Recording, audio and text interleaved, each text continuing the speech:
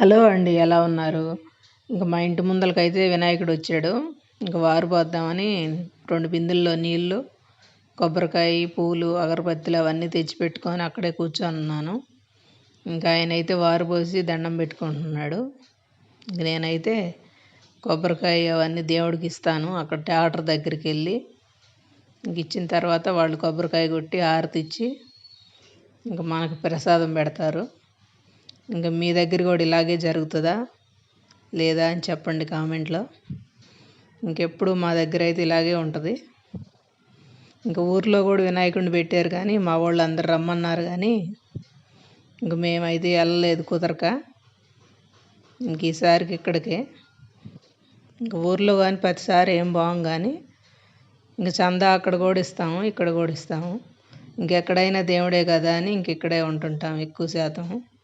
అప్పుడప్పుడు పోతుంటాము. వీడియో నచ్చినట్లయితే అలా చూసి వెళ్ళిపోకుండా సబ్స్క్రైబ్